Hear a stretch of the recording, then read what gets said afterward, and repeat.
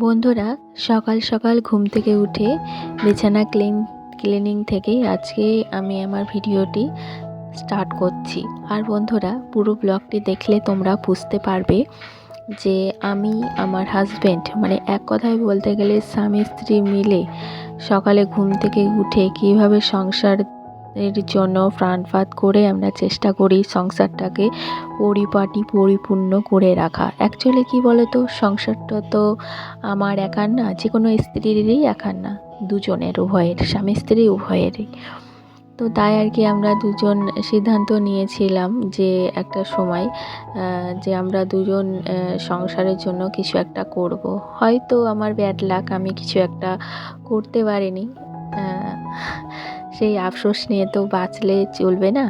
আমার মনে হয় প্রত্যেকটা মানুষকে চেষ্টা চালিয়ে যেতেই হয়, তাই না? তবে হ্যাঁ, আমার সাথে একটা অ্যাক্সিডেন্ট ঘটে গেছিলো, সেই জন্য আমি এই চেষ্টাটা করতে করতে না বন্ধ দিয়ে দিয়েছিলাম। আমি অ্যাকচুয়ালি একটা ডিপ্রেশনে যাচ্ছিলাম, তো সেই জন্যই বলতে পারো যে আমি আমার ভিডিওগুলো ঠিকঠাকভাবে বেশ কিছুদিন অফ রাখতে হয়েছিল।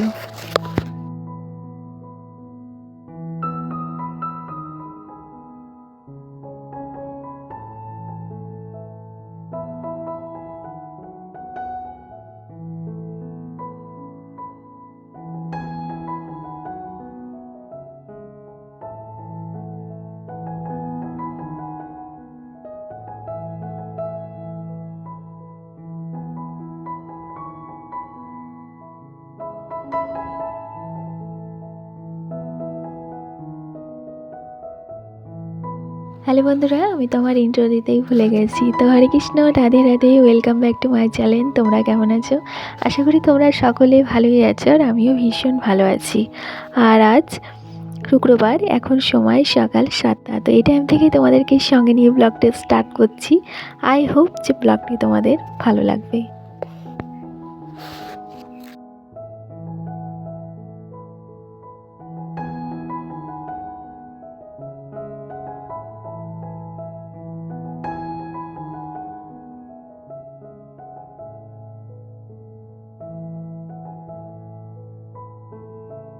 বন্ধুরা, সকালে সমস্ত কাজকর্ম সেরে স্নান ধান করে তুলসী গাছে জল অর্পণ করে দিলাম। ছেলেকে স্কুলে দিয়ে এসেছি, এবার নিয়ে আসতে হবে, তাই চলে গেলাম। আর তারপরে এই যে সন্ধেবেলার কিছু ভিডিও ফুটেজ তোমাদের সঙ্গে শেয়ার করছি।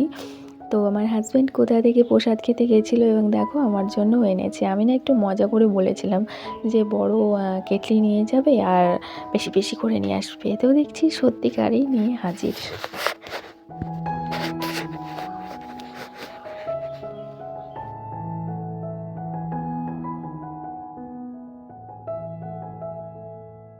আর তারপরে দেখো, এখন রান্নাঘরের কিছু কাজকর্ম ছিল যেগুলো শেয়ার করলাম। মানে এইগুলো সকালে করা হয়নি, আর করতেও ইচ্ছে করছিল না। সবসময় কী বলো তো, একই কাজকর্ম করতে আমাদেরও ভালো লাগে না, একটুখানি মুডটা চেঞ্জ করারও প্রয়োজন, তাই না? যেহেতু সংসারেই থাকি, সংসারেই আবদ্ধ থাকি আমরা নারীরা।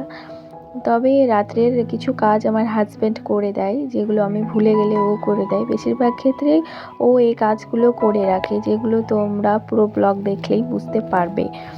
তো আমার হাজব্যান্ড ওই যে সকালবেলায় আমি কিছু কিছু খাবার খাই, মানে ভিজিয়ে রাখা, যেগুলো তোমাদের সঙ্গে সচরাচর আমি শেয়ার করি না, কারণ শেয়ার করতে পারি না। তাই এই যে দেখো, এই ড্রাই ফ্রুট কিছুটা ভিজিয়ে রাখে আমার জন্যে, আর এই ছোলা বাদাম এগুলোর কথাই তোমাদের সঙ্গে বলছিলাম। আর বন্ধুরা, এই মাধ্যমেই আমি আমার ব্লগটি শেষ করে দিচ্ছি। সকলে ভালো থেকো, সুস্থ থেকো, শুভরাত্রি।